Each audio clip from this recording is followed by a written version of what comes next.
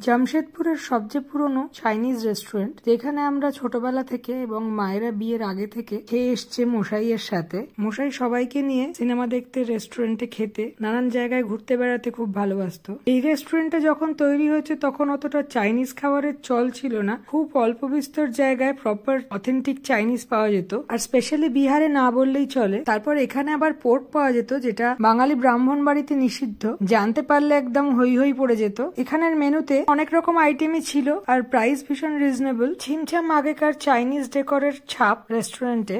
আজকে এসেছি জামশেদপুরের নামকরা একটা চাইনিজ রেস্টুরেন্টে, যেটা আমরা ছোটবেলায় আসতাম মশাইয়ের সঙ্গে। তো এখন তো আর মশাই নেই, তাও দাদার সঙ্গে এসেছি অনেক দিন পর এই ফ্র্যাঙ্কে খেতে। জানুয়ারিতে মশাই আমাদের ছেড়ে চলে যায়, তাই দাদাই নিয়ে এলো আমাকে পুরোনো মেমোরি চেরিশ করতে। মেনুতে নিয়েছিলাম chicken hot and shower soup 1:2, thick chicken soup, অনেক ভেজিটেবলস দেওয়া ছিল এর মধ্যে, আর চিকেনের কোয়ান্টিটিও স্যাটিসফ্যাক্টরি। এই স্যুপটাতে একটা অদ্ভুত স্মোকি ফ্লেভার পেলাম, যেটা আমি কখনো কোনো জায়গায় পাইনি। এতে ভীষণ ভালো লেগেছিল আমার ওটা। বার্নড একটা স্মোকি ফ্লেভার আছে, যেটা ভালো লাগছে। জেনারেলি এই ফ্লেভারটা কখনো আমরা হট অ্যান্ড সাওয়ারে পাই না। খুব একটা টকও নয়, খুব স্পাইসিও নয়, ফ্লেভারটা একটু অন্যরকম, একদম ডিফারেন্ট, ভালো লাগছে, টেস্টি। দাদা অনেক বছর হলো কাতারে থাকে, তার আগে দিল্লিতে, তাই অনেক বছর পরই আসা হলো ওর। মানে টেস্টটা জন্যই আমরা আসি অ্যাকচুয়ালি। একদম।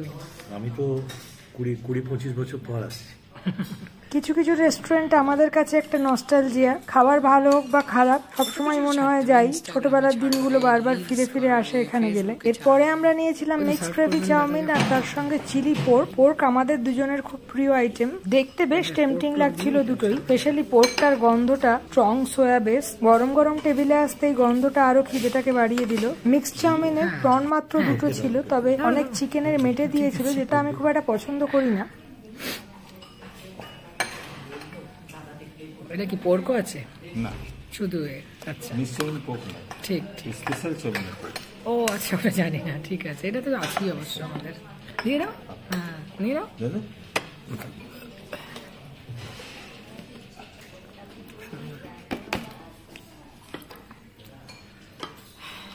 স্যুপ খেয়ে পেট ভরে গেল।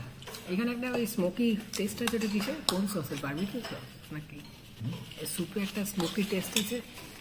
উনি নিজেদের স্পেশাল রেসিপি ডিসক্লোজ করেননি, যদিও চাউমিনের পোর্শনটা দেখতে কম লাগছিল, তাও এতখানি স্যুপ আর পোর্ক খাওয়ার পর পেট ভরে গেল। চাউমিনের টেস্টটা বেশ ভালোই। না, ওই লঙ্কাটা বুঝছিলে কি আবার না হয়নি একটু আমার বাকি। কলকাতা স্টাইল না হলেও চাউমিনের টেস্টটা বেশ ভালোই। গ্রেভি চাউমিন,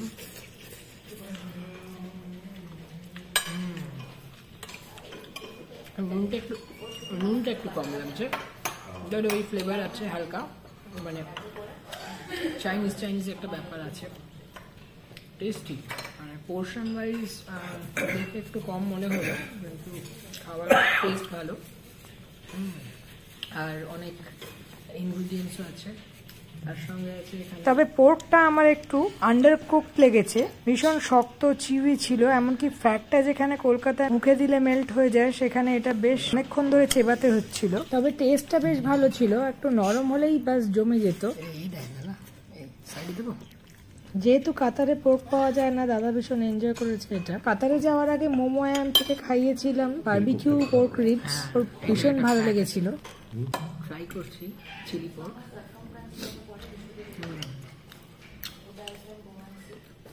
ওরা একটা সোয়া বেসড, সল্টি, একটা স্ট্রং স্মোকি টেস্ট, দারুণ লাগছে। একটু চিউই, একটু হতে বোধ হয় না, এমনিতে তো জিনিসগুলো সফট না, আমার প্যাটটা একটু চিউই লাগছে। তোমার এমনি কেমন লাগলো বাকিগুলো? ভালো। এটা একটা প্রন কম দিয়েছে, হ্যাঁ না? এটা অনেক কিছু মিক্স করেছে। বাড়িতে মায়েদের জন্য নিয়েছিলাম মিক্স হাক্কা চাউমিন আর গার্লিক প্রন। যদিও হাক্কা চাউমিনটা ঠিকঠাকই ছিল, তবে গার্লিক প্রনটা ঝোল ঝোল একটা কি অদ্ভুত জিনিস বানিয়েছিল। প্রনও ওর মধ্যে খুব কমই ছিল, বেসিক্যালি প্রন বল 8 পিস থাকলেও ভেতরের প্রন খুবই কম, ম্যাক্সিমামটা কর্নফ্লাওয়ারের ব্যাটার। নুডলস এর পোর্শন ঠিকঠাকই ছিল, তবে চিকেন প্রন বেশ কমই। তবে বাজেট রেস্টুরেন্ট হিসেবে ওভারঅল ফুড কোয়ালিটি আর স্ট্যান্ডার্ড ভালোই বলা যায়। এই বলটায় এক টুকরো চিংড়ির দর্শন পাওয়া গেছে, তবে বাকিরা বলছিল একদমই চিংড়ি কম। তবে অনেকদিন পর মোটামুটি ভালোই খাওয়া হয়েছিল সেদিন। আর পরের দিনই দাদা চলে গেল কাতারে। ছোটবেলা থেকেই অন্য ভাই বোনদের তুলনায় আমাদের দুজনের খাওয়া দাওয়ায় ভীষণ মিল। আবার ইন্ডিয়া এলে কোথায় খাবো সেই প্ল্যানও করা হয়ে গেছে।